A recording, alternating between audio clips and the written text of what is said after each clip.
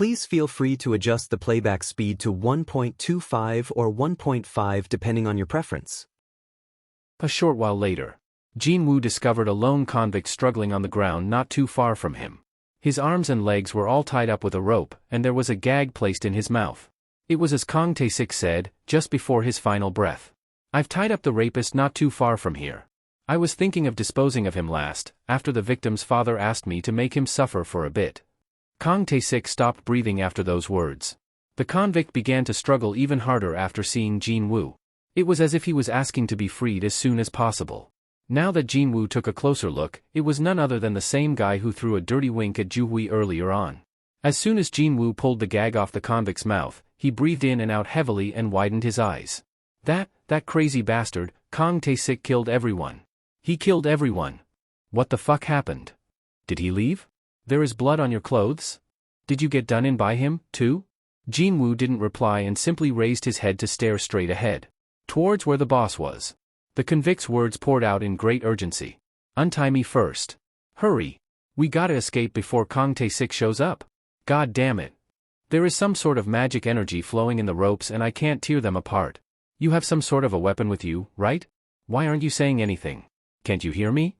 When Jin-Woo continued to ignore him, the convict forgot about the position he was in and began frowning in dissatisfaction. Remaining expressionless until then, Jin-Woo finally opened his mouth. The boss should be just up ahead. What? A confused, questioning expression floated up on the face of the convict. Feels like it's a bit stronger than a regular rank D dungeon boss, too. I'm getting really curious about its attack patterns, you see.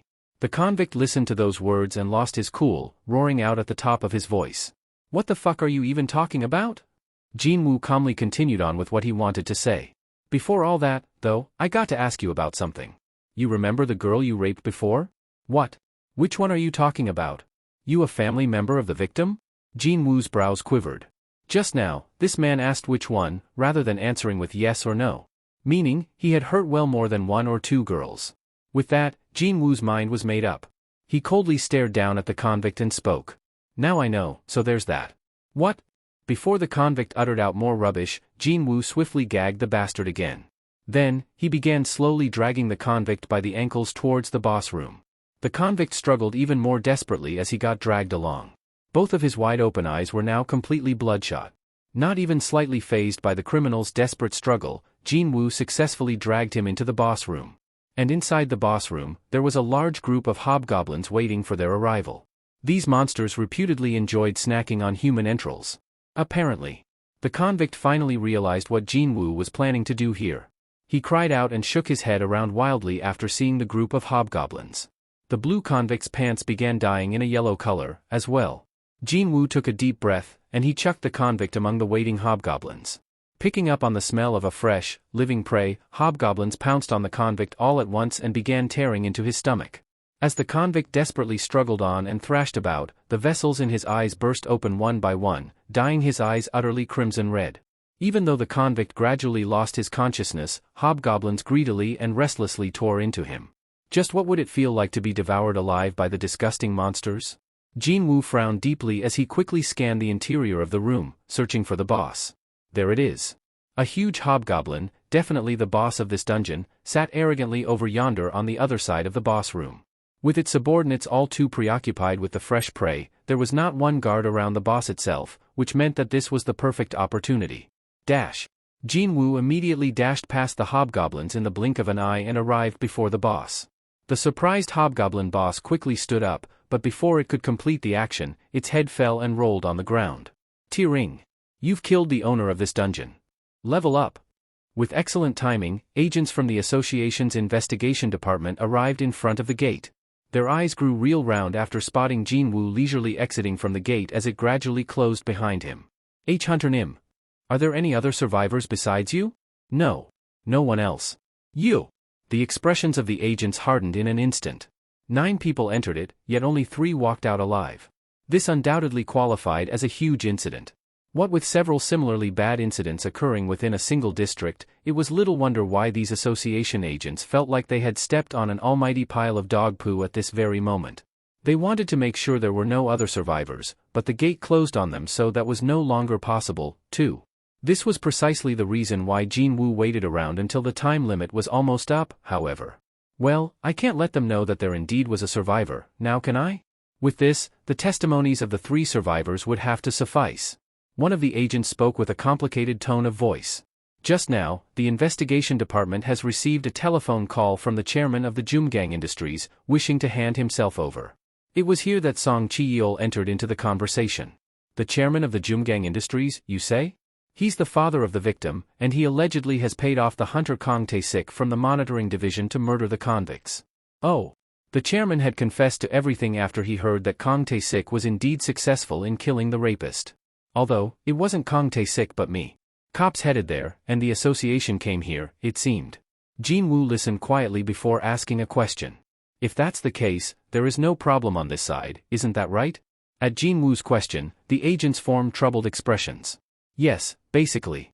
There was a clear evidence of Kang Tae-sik's crimes, and these 3 people fought Kang Tae-sik in order to survive.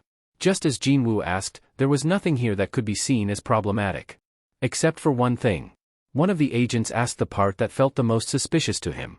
Just who delivered the final killing blow to Mr. Kang Tae-sik, who was a rank B hunter?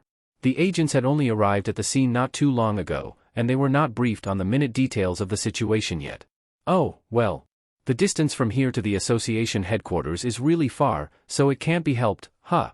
It's already quite commendable that they had arrived here before the gate actually closed. They surely had to leave the HQ and drive super fast to get here in time as soon as receiving the call. Hints of fatigue were clearly visible on the faces of the agents. Just before Jin-Woo was about to speak the truth, he recalled the face of Eugene Ho. What a missed opportunity this is, but looks like I won't be helping that kid out with his raid quota after all. By making an excuse of him being a reawakened hunter, and going ahead with the reassignment test, had not be able to humor Eugene Ho's plan anymore. Jin-Woo thought as such and was about to open his mouth, but then. It was me. His head naturally swiveled towards the source of that voice. And he saw Lee Ju-hui, her wide-open eyes full of surprise, staring at Song Chi-yeol. But, Ajusi? Before Jin-Woo could ask what his intentions were, Song Chi-yeol took the initiative and walked closer to the agents. I'm the one who killed Kang Tae-sik. The questioning agent still didn't look convinced, however. Song Chi-yeol Hunternim, are you saying that you brought down Kang Tae-sik Hunternim? His suspicions had merit. Not only was Song Chi-yeol a rank C hunter, but he also had lost his left arm as well. On the other hand, wasn't Kang Tae-sik often referred to as a high-ranked hunter, someone who was ranked B? The power of high-ranked hunters easily exceeded one's imaginations. The accepted norm was that the difference in strength between a rank B and a rank C was far, far wider than that between a rank C and a rank D. It was here that Song Chi-yeol began chuckling amiably. Have you all forgotten just who is behind me? Just as the gazes of everyone focused on her, Lee Ju-hui's face reddened and she quickly lowered her head. Lee Ju-hui was a B-ranked hunter. She hadn't been mentioned until now because her class was not combat-related, but when looking only at her rank, then she was a high-ranked hunter, just like Kang Tae-sik had been. Why wouldn't a rank C hunter be able to defeat a rank B hunter, when a rank B healer was lending her aid from the side? The agents finally formed expressions of understanding. Taking the opportunity born from the momentary confusion, Jin-Woo stood real close to Song Chi-yeol and whispered to the older man. Why are you lying to them, Ajusi? Song Chi-yeol replied back in a whisper as well. I thought that there must be a good reason why you were trying to conceal your abilities. Did I overstep my boundaries? Of course, he didn't. Thanks to him, Jin-Woo would get to avoid dealing with many inconvenient matters. This was the reason why one could never discount wisdom formed from years of experience. No, you didn't. I've received a lot of your help until now, so I'm glad to hear that I was able to help out you now, even if it's just a small thing. Meanwhile, one of the agents walked closer to the 2 men. Mr. Song Chi-yeol, why don't you come with us?